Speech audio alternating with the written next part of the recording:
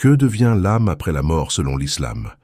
Que se passe-t-il dans les jours qui suivent le décès et pourquoi le 7e jour intrigue-t-il tant dans certaines traditions? Ces questions, qui touchent au cœur de la spiritualité humaine, suscitent à la fois curiosité et révérence face à l'inconnu de l'au-delà. Dans l'islam, le Coran, les hadiths du prophète Mohammed, paix et bénédictions sur lui, et les explications des savants dessinent un tableau à la fois précis et mystérieux du parcours de l'âme après la mort. Bien que le ghaib, l'invisible, reste un domaine réservé à la connaissance d'Allah, les textes sacrés offrent des réponses fascinantes sur ce qui arrive à l'âme, y compris dans les premiers jours et autour du 7e jour, souvent entourés d'une aura particulière dans certaines cultures musulmanes. Plongés dans ce mystère spirituel où la foi rencontre l'éternité. Voici une exploration approfondie et fluide de ce sujet, enrichie de nuances théologiques et culturelles. Que se passe-t-il lorsque l'âme quitte le corps? Dès qu'une personne rend son dernier souffle, l'islam enseigne que l'âme, ar-ruh, est extraite par l'ange de la mort, Malak al-Maut, dans un processus qui reflète la vie menée par le défunt. Pour les croyants, cette séparation est douce, empreinte de miséricorde, comme une promesse de paix divine, tandis que pour les mécréants, elle est marquée par la douleur, un prélude à leur sort, comme évoqué dans la sourate Al-An'am 6,93. Une fois libérée, l'âme entre dans le barzakh, un monde intermédiaire décrit dans le Coran, sourate Al-Mu'minun 23.100, comme une barrière entre la vie terrestre et le jour de la résurrection. Ce n'est pas un lieu au sens physique, mais un état spirituel où l'âme conserve une conscience unique, percevant des réalités invisibles aux vivants. Imaginez un voile séparant deux mondes, où l'âme attend dans un état suspendu, entre mémoire et éternité. Ce passage dans le barzakh marque le début d'une nouvelle existence, où chaque âme est confrontée à son passé et à son avenir spirituel. Quels sont les premiers défis de l'âme dans l'au-delà? Dans les jours suivant la mort, l'âme traverse une épreuve déterminante. L'interrogatoire dans la tombe par les anges Munkar et Nakir. Selon des hadiths authentiques, rapportés dans Sahih al-Bukhari et Sahih Muslim, ces anges à l'apparence imposante posent 3 questions cruciales. Qui est ton Seigneur? Quelle est ta religion? Qui est ton prophète? Les réponses, ancrées dans la foi et les actes du défunt, scellent son sort dans le barzakh. Pour le croyant sincère, la tombe s'illumine, s'élargit et devient un jardin parmi les jardins du paradis, où l'âme goûte à une paix profonde, parfois décrite comme une brise agréable ou une vision du paradis. À l'opposé, pour le mécréant ou l'hypocrite, incapable de répondre correctement, la tombe devient un fossé parmi les fossés de l'enfer, un espace de tourment où l'âme endure une souffrance spirituelle. Et si votre vie entière était jugée en un instant? Cet interrogatoire, survenant peu après l'enterrement, fixe l'état de l'âme dans cette phase intermédiaire, déterminant si elle reposera dans la lumière ou languira dans l'obscurité. Pourquoi le 7e jour est-il si particulier dans certaines cultures? Alors que les textes islamiques mettent l'accent sur les premières étapes après la mort, le 7e jour intrigue particulièrement en raison de son importance dans certaines traditions musulmanes. Pourtant, aucun verset coranique ni hadith authentique ne désigne explicitement ce jour comme un moment où un événement spécifique se produit pour l'âme. Dans de nombreuses communautés, notamment en Afrique du Nord, en Asie du Sud ou au Moyen-Orient, le 7e jour est marqué par des rituels commémoratifs, réciter la sourate Yassine, organiser des repas de charité, distribuer des aumônes ou multiplier les invocations pour le défunt. Ces pratiques, bien que profondément ancrées dans certaines cultures, ne sont pas considérées comme des obligations religieuses par les savants. Elles reflètent un désir humain de soutenir l'âme du défunt, de lui offrir des bénédictions à travers des actes de piété. Mais d'où viennent ces traditions et ont-elles un fondement dans l'islam?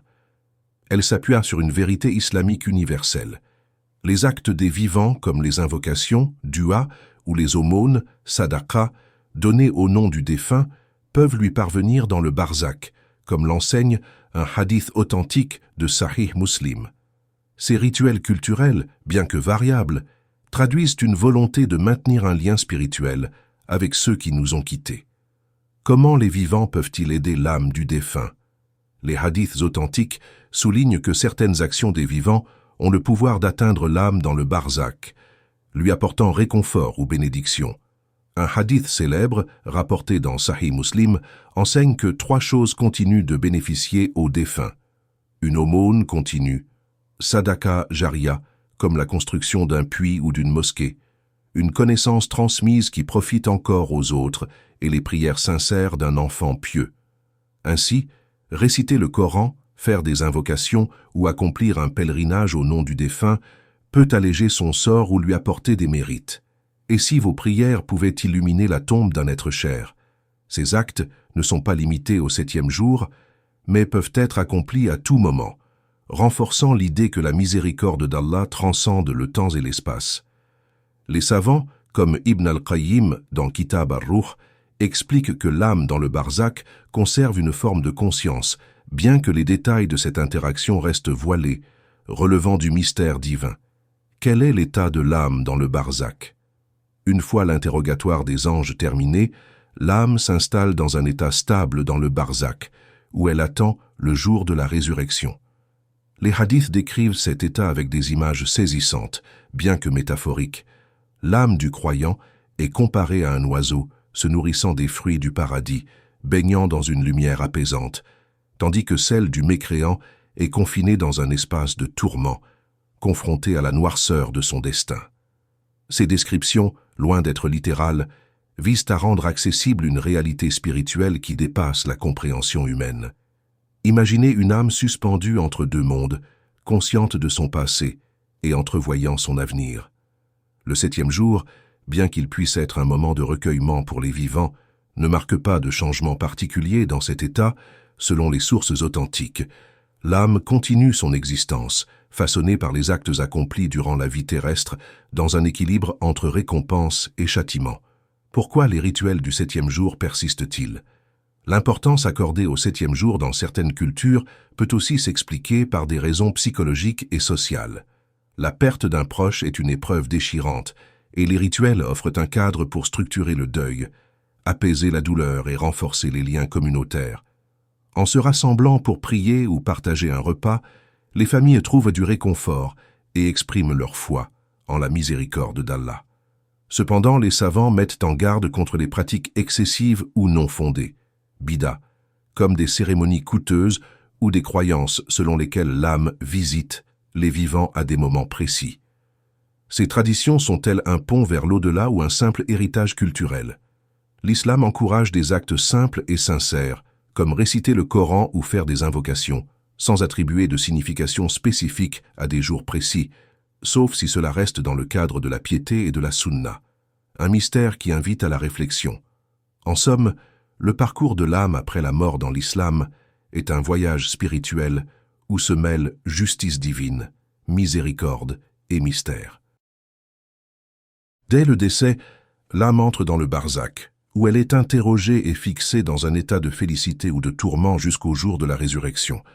Le 7e jour, bien qu'il n'ait pas de statut particulier dans les textes authentiques, est un moment de recueillement dans certaines cultures, reflétant l'élan humain de soutenir les défunts par des prières et des bonnes œuvres.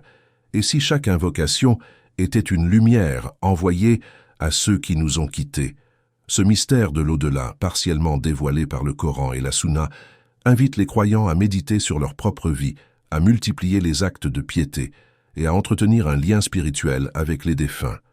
Si vous souhaitez explorer une pratique culturelle spécifique, une question théologique ou un aspect particulier de ce sujet, je suis prêt à approfondir encore.